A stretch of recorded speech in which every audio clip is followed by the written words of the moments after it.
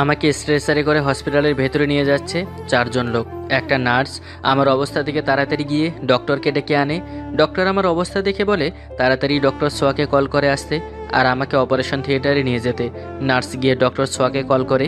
Doctor সোয়া call receive করে বলে, hello miss আয়না, বলুন এত রাতে কল করলেন? ম্যাম, তাড়াতাড়ি হসপিটালে আসুন, একটা রুগী আছে, তার অবস্থা খুব সিরিয়াস অবস্থা। ডক্টর নাজমুল আপনাকে এখনই আসতে বলেছে। আচ্ছা, আমি আসছি এক্ষুনি। আমি কল কেটে তাড়াতাড়ি করে হসপিটালে চলে আসি।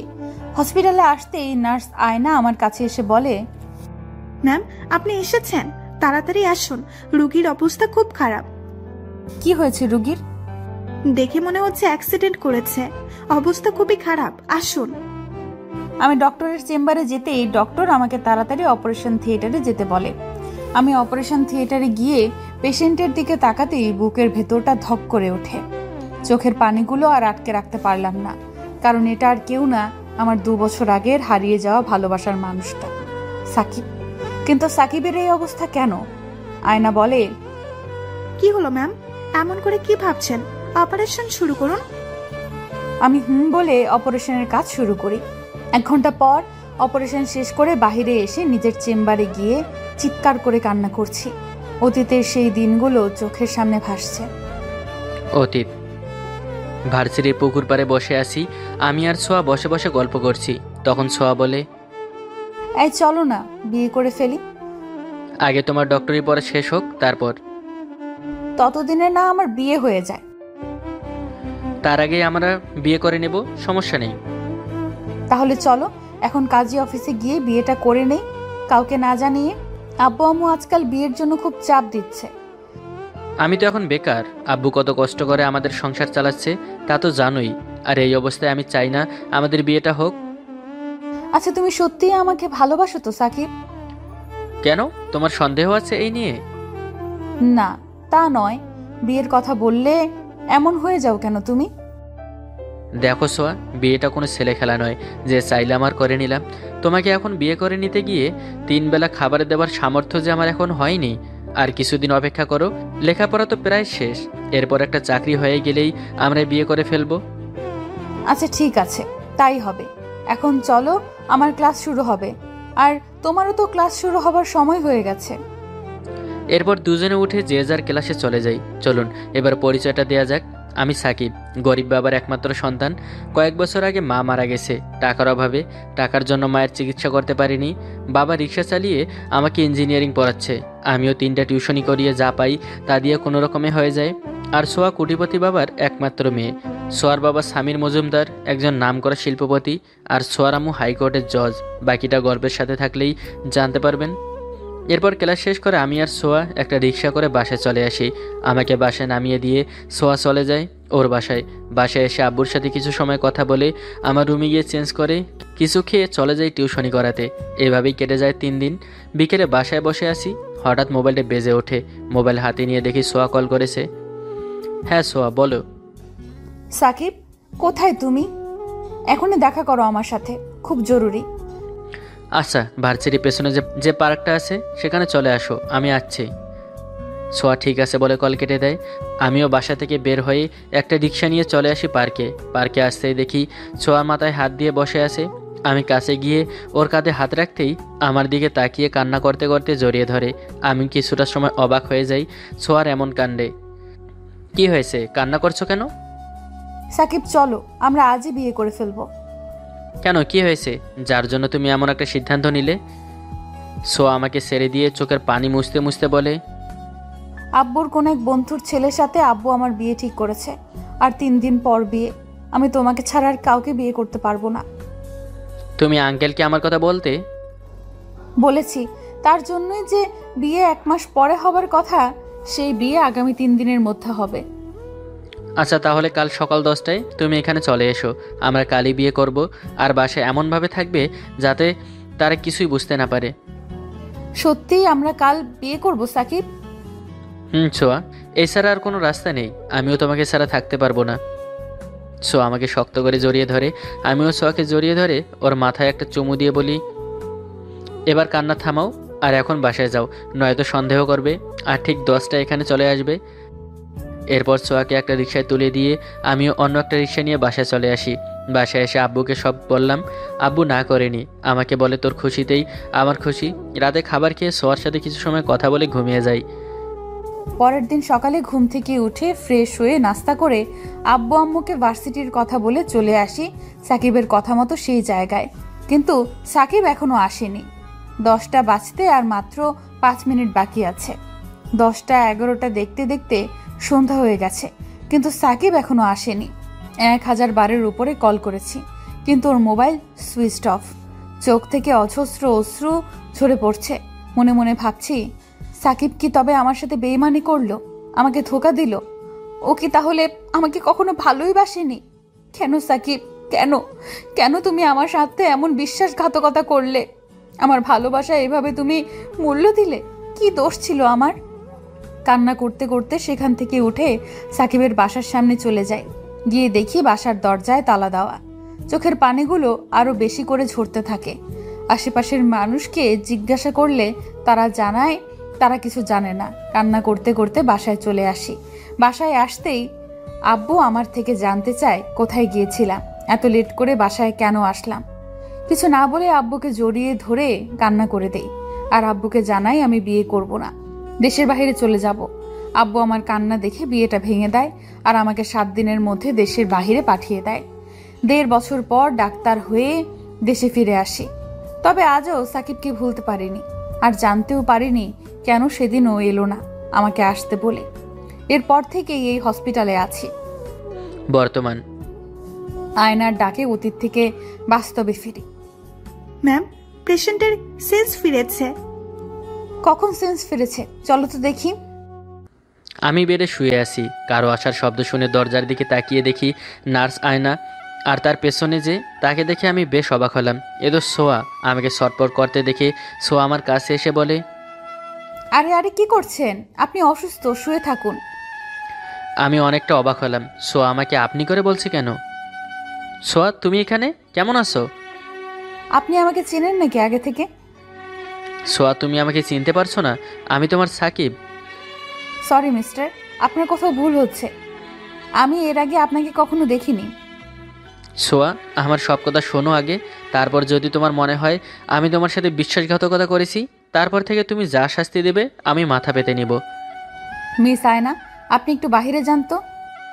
ঠিক আছে ম্যাম। নার্স বাইরে চলে যেতেই সোয়া আমাকে বলে, কি হবে সেই পুরনো কথা শুনে? আমার বিয়ে হয়ে গেছে। তুমি বিয়ে করে নিয়েছো? কিন্তু কেন সোয়া? তুমি না বলেছিলে আমি ছাড়া তুমি আর কাউকে বিয়ে করতে পারবে না? হ্যাঁ বলেছিলাম, তার জন্যই সবাইকে ছেড়ে সেদিন তোমার কাছে চলেও গিয়েছিলাম। কিন্তু তুমি আমার ভালোবাসার কি মূল্য দিয়েছিলে সাকিব? সেদিন আমার সাথে যা হয়েছিল তা যদি জানতে, তবে আমাকে ছেড়ে অন্য কারো হতে না। আমি জানতে চাই সাকিব, আমি জানতে চাই কেন সেদিন তুমি আমাকে আসতে বলে নিচে আসলে না? যদি আমাকে এইভাবে মাঝ রাস্তায় একা ছেড়ে চলে যাবে, তবে কেন বলেছিলে আমাকে বিয়ে করবে সেদিন? তাহলে শোনো কি হয়েছিল সেদিন আমার সাথে। তোমার কাছে আসার জন্য বাসা থেকে বের হতেই আমার মোবাইলে কল আসে। কল রিসিভ করতে ওপাশ থেকে একজন লোক বলে আব্বু অ্যাক্সিডেন্ট করেছে আর ঘটনাস্থলে নাকি মারা গেছে। এই কথা শুনে মোবাইল হাত থেকেই পড়ে যায়। দৌড়ে চলে যায় সেই লোকটার দেয়া ঠিকানায়। গিয়ে দেখি আমার আব্বুর লাশ হয়ে পড়েছে। আব্বুকে হারিয়ে আমি পাগল হয়ে গেছি প্রায়। আব্বুর ইচ্ছে ছিল সে মারা গেলে তার দাফন যেন আমাদের গ্রামের বাড়ি রসুলপুরে করি। আমি সেখানকার এক চাচাকে আমাদের গ্রামের বাসার ঠিকানা বলি। এরপর আব্বুর লাশ দাফন করে চলে আসতে চাইলে গ্রামের কিছু চাচারা আসতে দেয়নি। প্রায় 1 মাস আমি নিজের মধ্যে ছিলাম না। 1 মাস পর ঢাকা শহরে এসে জানতে পারি তুমি দেশের বাইরে চলে গেছো। এরপর কি করব বুঝতে পারছিলাম না। কলেজের বড় ভাই রাকিব আমাকে তার বাসায় নিয়ে যায়, লেখাপড়া কন্টিনিউ করতে বলে। এবার তুমি বলো, একটা বাবা হারা ছেলে কি করে সেদিন তোমার কাছে আসতে পারে? আমার কথা শুনে সোয়ার চোখ থেকে টপ টপ করে পানি পড়তে থাকে। আমার চোখ দুটো ভিজে গেছে। আব্বু মারা গেছে, তুমি আমাকে কেন সেদিন কল করে বলোনি সাকিব? তাহলে এতদিন তোমাকে ঘৃণা করে বাঁচতাম না। কেন তোমার কষ্টের মুহূর্তে আমাকে তোমার পাশে থাকতে দিলে না? আমরা তো একে অপরের সুখ দুঃখে পাশে থাকবো বলেছিলাম। আমি আব্বুর মৃত্যু সংবাদ শুনে সব ভুলে গেছি সোয়া। নিজেই নিজের মাঝে ছিলাম না। তুমি ভালো করেছো, বিয়ে করে নিয়েছো আমার মতো ছেলের জন্য অপেক্ষা না করে। তুমি বিয়ে করনি? না, তোমার জন্য অপেক্ষা করেছিলাম, আর বিয়ে করতেও পারবো না কখনো। তোমার জায়গাটা অন্য কাউকে কখনোই দিতে পারবো না। এখনো ভালোবাসো আমায়? এসব শুনে আর কি হবে? তুমি সুখী তো স্বামী সংসার নিয়ে? যা জানতে চেয়েছি বলো না, ভালোবাসো এখনো আমায়? এখন তখন আমি জানি না সোয়া, আমার মনে তুমি ছিলে, আর সারা জীবন তুমিই থাকবে। কিভাবে কেটেছে এই 2 বছর? আমার দুঃখের কাহিনী শুনে কি হবে? তোমার সুখের গল্প বলো, শুনি। আর আমি যদি বলি আজও আমি কারোর জন্য অপেক্ষা করছি, যাকে আমি ভালোবাসি, আজও যে আমার মনের ঘরটা দখল করে আছে। ঠিক বুঝলাম না তোমার কথা। তুমি ভাবলে কি করে আমি তোমাকে ছাড়া অন্য কাউকে বিয়ে করে নেব? তুমি তো একটু আগে বললে। সেটা তো তোমার সাথে অভিনয় করে বলেছি। আমি আজও তোমাকেই ভালোবাসি সাকিব, আর তোমার জন্যই অপেক্ষা করে আছি। তাহলে বিয়ের গল্পটা মিথ্যে ছিল? বুদ্ধু, এখনো বুঝতে পারোনি? বলেই সোয়া আমাকে জড়িয়ে ধরে। 2 বছর পর আজ আবার সোয়াকে এই বুকে পেলাম। এতদিনের হাহাকার কষ্টগুলো যেন এক নিমিষেই দূর হয়ে গেল। শক্ত করে সোয়াকে জড়িয়ে ধরি আমার সাথে। একটু পর সোয়া আমাকে ছেড়ে দিয়ে বলে, কাল সকালেই আমরা বিয়ে করব। আজই করতাম, এখন অনেক রাত, কাজীকে পাবো না তাই। আর তোমাকে আমার থেকে দূরে যেতে দিব না। কাল সকালে আমরা বিয়ে করছি। ওকে ঠিক আছে। এখন কি বাসায় চলে যাবে না, নাকি এখানেই থাকবে? তোমার পাশে তোমার বুকে শুয়ে থাকবো। আচ্ছা, একটা কথা তো জানাই হলো না, তুমি অ্যাক্সিডেন্ট করলে কি হবে, তাও এমন গুরুতর ভাবে? কাজ থেকে বাসায় ফিরছিলাম, তখনই এক ছোট বাচ্চাকে দেখি রাস্তার মাঝখানে হাঁটছে। ওকে বাঁচাতে গিয়ে নিজেই গাড়ির সাথে ধাক্কা খেয়ে গিয়ে পাশে একটা দেয়ালের সাথে বাড়ি খাই। বাচ্চাটাকে তো বাঁচিয়ে নেই। এরপর আর কিছু মনে নেই। চোখ খুলে নিজেকে হসপিটালে আবিষ্কার করলাম। ভালো হয়েছে তুমি অ্যাক্সিডেন্ট করায়। অ্যাক্সিডেন্ট করলাম বলেই তো আজ আমি আবার আমার সোয়াকে ফিরে পেলাম। একটু পর সোয়া নার্সকে ডাকে। নার্স এসে বলে, জি ম্যাম, বলুন আমাকে কেন ডেকেছেন? এই বেডের সাথে ওই বেডটা মিলিয়ে দাও তো। কেন ম্যাম, দুটো বেড একসাথে করে কি হবে?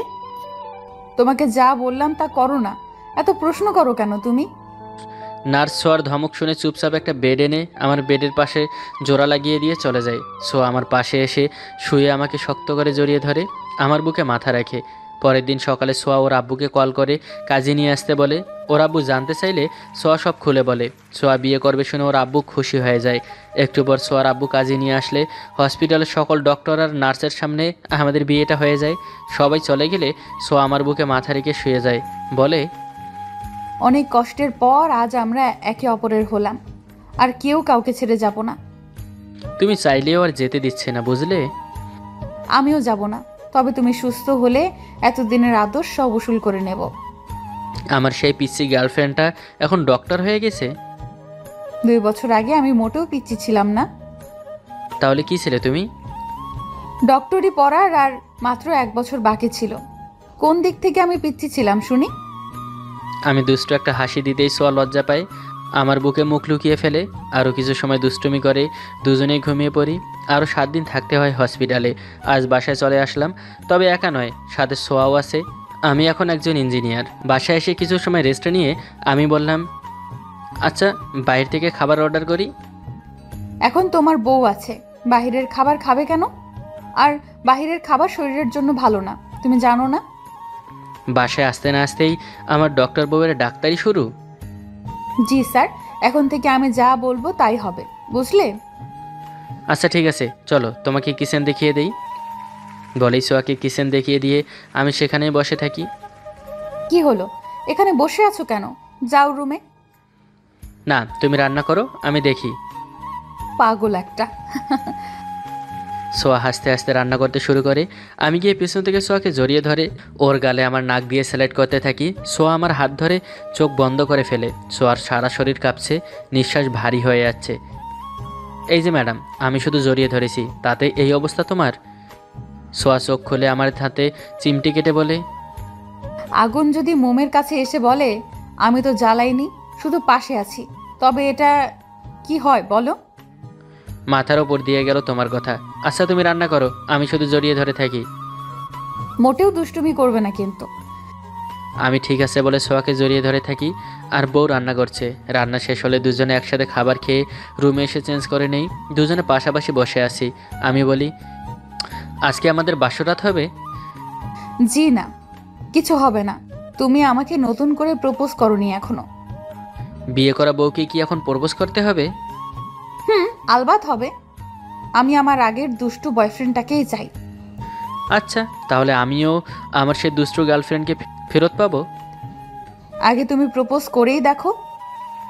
আমি মুচকি এসে উঠে রুমে ভালো করে খুঁজেও একটা ফুল পেলাম না।